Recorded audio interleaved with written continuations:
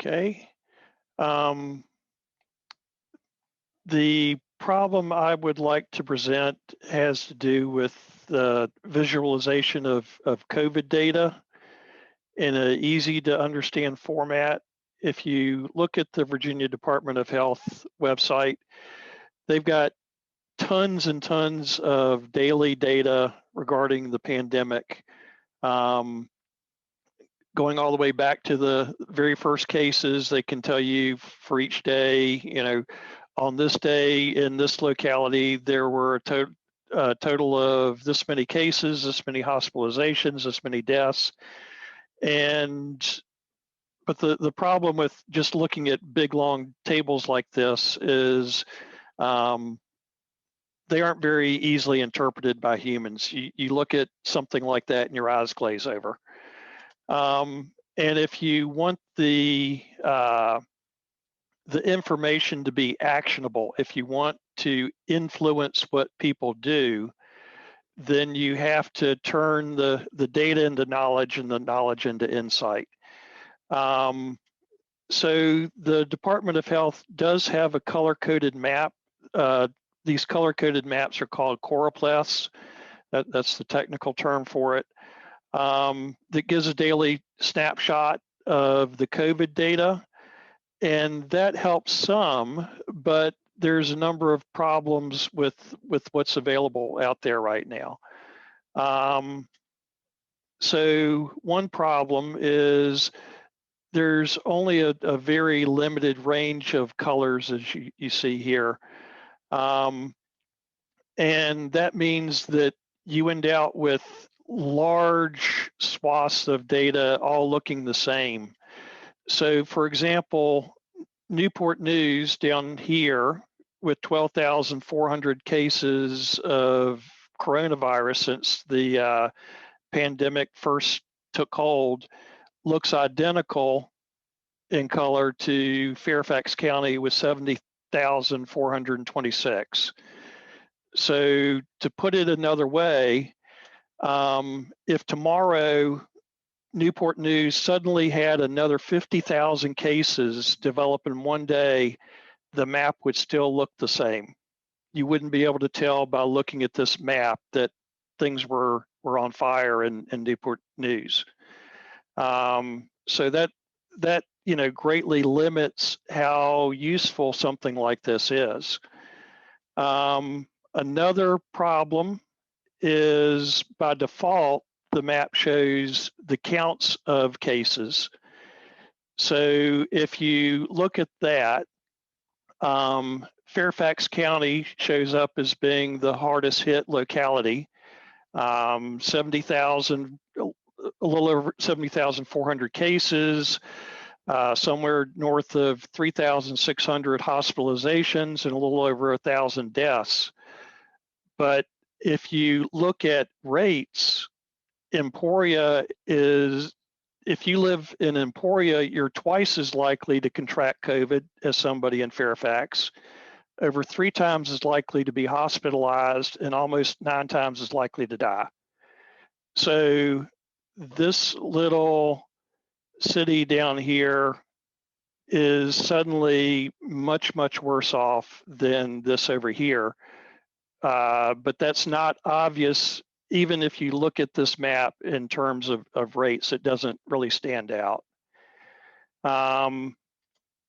Another problem with the way the data is presented right now is old cases and new cases get treated the same way. So if you look at this area over here, this is Fluvanna County, this is Buckingham County. And it looks like the rate of cases in Fluvanna County is lower than it is in the adjacent Buckingham County.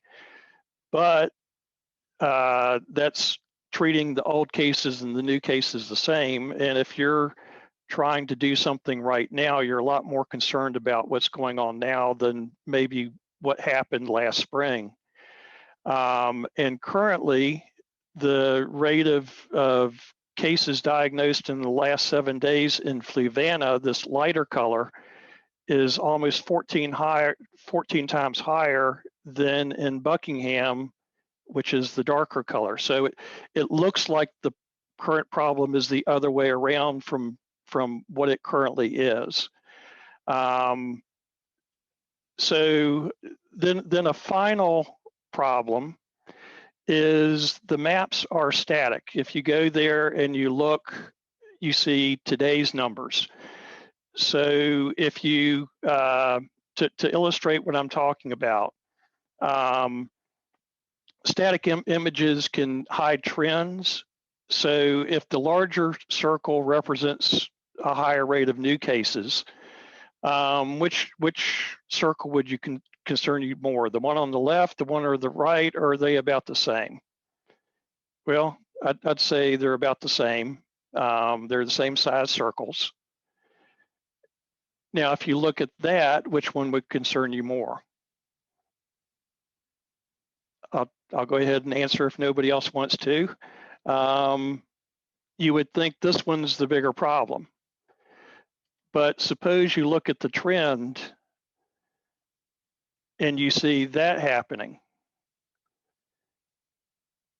Okay, we just went from the second picture to the first picture. So if you saw that one, which one are you more concerned about? I would be more concerned about this one because this one's shrinking and this one's growing, but you can't see that looking at the map that they provide. So the challenge that I would like to present is to take the data that's out there at the Department of Health website and come up with something easy to understand, understandable by the general public, you know, if they look at it, where they can see what places are starting to have greater problems, what places are starting to improve on the situation. And one of the reasons that that's important, if you look at the data and dig through it, you'll find that the number of deaths in Virginia really spiked around January. It went up drastically.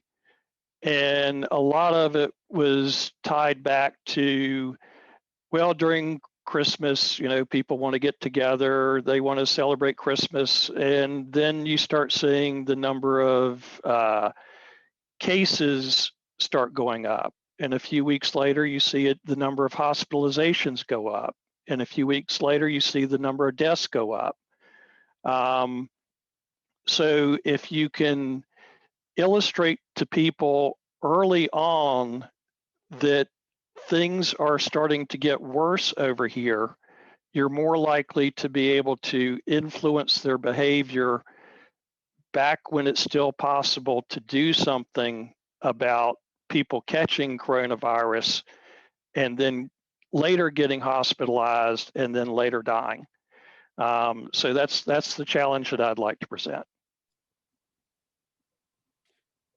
That sounds very, very relevant, Alan. A way to express the data in an easy format that the general public can better understand some of the trends that we're seeing with the virus. It sounds like, as you mentioned, the Department of Health has something that they're using right now, but it doesn't offer the same. It doesn't offer as much understanding, and in some cases might even be misleading. So. Thank you for that problem. Is there anything you'd like to add to it? There's a number. If you're wondering, well, how would you even do it? There's a number of different tools that you can use to generate Choropleths.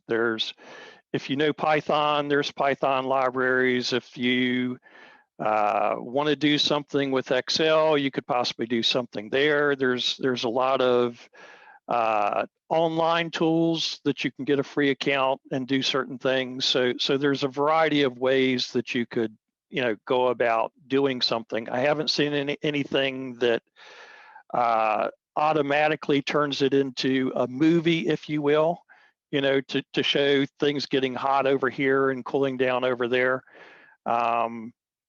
But there's certainly ways that you could go about solving some of these technical problems to get the visualization. And also part of the challenge is to try different things and have people look at them and go, okay, is it intuitively obvious to you what this is showing?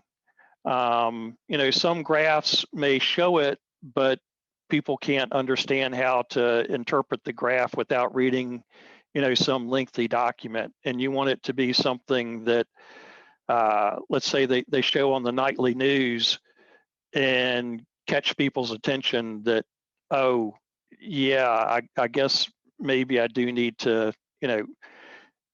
not get together with all my friends and have a big party over spring break or something. Right. I have a question for Alan Jones. Yep. Do you have any way to get or will there be any way to get the data live? The Virginia Department of Health posts the data every day on their website. So you can't get it, hour by hour, but you can get it on a daily basis. All right, thank you.